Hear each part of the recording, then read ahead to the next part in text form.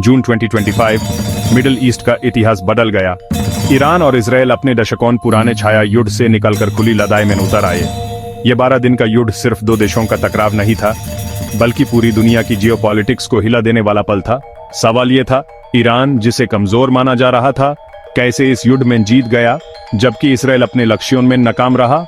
इस युद्ध की जद 1969 की ईरानी क्रांति तक जाती है, जब ईरान इसराइल दोस्ती दुश्मनी में बदली। ईरान ने proxy groups Hezbollah, Hamas, Houthi को इसराइल के खिलाफ खड़ा किया, जबकि इसराइल ने ईरान के न्यूक्लियर प्रोग्राम को अपने लिए सबसे बड़ा खतरा माना। जून 2025 तक तनाव इतना बढ़ चुका था कि इसराइल ने सोचा, अब इंतजार नहीं, ईरान के परमाणु सपने तोड़ने का वक्त आ गया है। लेकिन ईरान ने ऐसा जवाब दिया जिसने छाया युद्ध के पर्दे को हमेशा के लिए हटा दिया। The 13th of June 2025 सुबह इसराइल ने ऑपरेशन पर्शियन गैम्बिट शुरू किया। ईरान के परमाणु ठिकानों पर जबरदस्त एयर स्ट्राइक्स हुई। F-35 और F-16 जेट्स ने नातांज, अराक, एस्फहान, फोर्दो जैसे साइट्स को निशाना बनाया। फोर्दो पर अमेरिका के बंकर बस्टर बॉम्ब्स भी गिरे। इसराइल ने IRGC के सीनियर कमांडर्स और परमाणु वैज्ञानिकों को भी टारगेट किया, जिसे ईरानी शासन को बड़ा झटका लगा।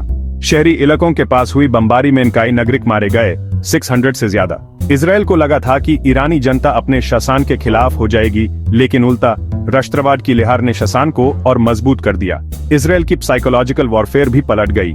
इवन जेल, आयरिब पर हमले भी ईरानी प्रोपेगेंडा का हिस्सा बन गए। इसराइल की तेजी से की गई ये शुरुआत ईरान के लिए एक चुनौती थी, लेकिन ईरान ने तुरंत जवाब दिया। इसराइल को लगा था ईरान कमजोर हो चुका है, लेकिन ईरान ने बैलिस्टिक मिसाइल्स और ड्रोन्स की बरसात कर दी। तेल अवीव, जेरूसलम, हैफा सभी शहरों पर एयर रेड सायरन्स गूंज उठी। ईरान ने 400 बैलिस्टिक मिसाइल्स और 1000 से ज्यादा ड्रोन्स दागे। इसराइल का आयरन डोम सिस्टम भी ओवरवेल्म हो गया। कुछ मिसाइल्स हॉस्पिटल्स जैसे टारगेट्स तक पहुंच गए। इंटरनेशनल क्रिटिसिज्म भी हुआ, लेकिन ईरान ने दिखाया कि उसकी मिसाइल टेक्नोलॉजी इसराइल के लिए रियल थ्रेट है। ईरान ने कतार के अल उदेद एयरबेस पर भी हमला किया, अमेरिका को चेतावनी दी कि यह लड़ाई और फैल सकती है। ईरानियन मीडिया ने हर मिसाइल स्ट्राइक को जीत के रूप में दिखाया।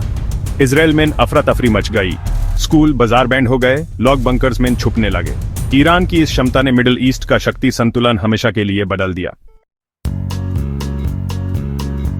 ईरान ने बैटलफील्ड के इस साथ नैरेटिव की जंग भी जीती।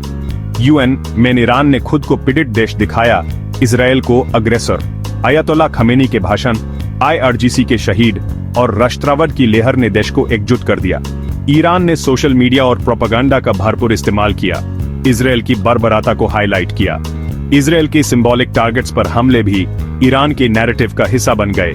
ईरान ने कतार, UAE के जरिए सीजफायर की पहल की, जब उसने अपनी पोजीशन मजबूत समझी। The 26th of June को सीजफायर हुआ।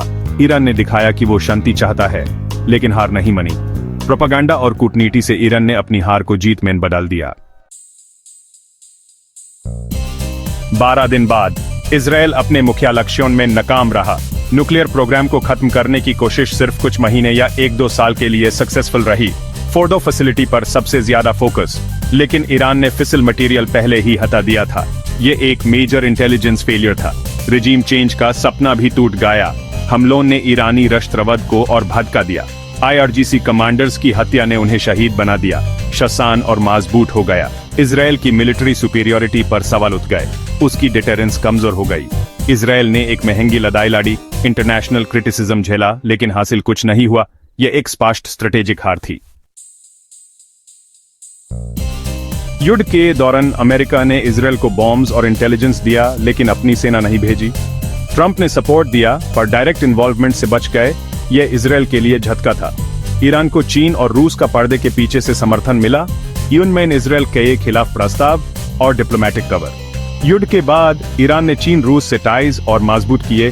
अमेरिका का प्रभाव कम हुआ। कतार, UAE ने सीज फायर में मीडिएटर का रोल निभाया। मिडिल ईस्ट अब सिर्फ अमेरिका पर निर्भर नहीं।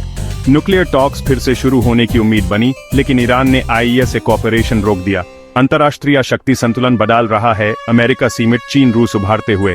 ईरान को एक नई सुरक्षा कवच मिल गई। 12 दिन का यह युद्ध ईरान के लिए स्ट्रेटेजिक जीत था। ईरान ने मिसाइल पावर दिखाकर इसराइल को डिटेरेंस में पीछे छोड़ दिया। नैरेटिव और कूटनीति में भी ईरान जीत गया। अंदर राष्ट्रवाद, बाहर सिंपैथी।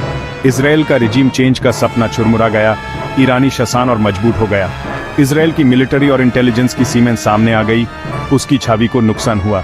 मिडिल ईस्ट में एक नया युग शुरू हुआ। ईरान को इग्नोर नहीं किया जा सकता। अमेरिका का प्रभाव कमजोर। ईरान अपने न्यूक्लियर प्रोग्राम को और तेज करेगा। इजराइल नई रणनीति की तलाश में रहेगा। यह लड़ाई एक बड़े और भी खतरनाक भविष्य की चिंगारी हो सकती है। अगर आपको यह वीडियो पसंद आया हो तो इसे लाइक और शेयर जरूर करें और ऐसे ही रोमांचक वीडियो देखने के लिए हमारे चैनल को सब्सक्राइब करना ना भूलें। अगले वीडियो में फिर मिलेंगे, तब तक के लिए अलविदा।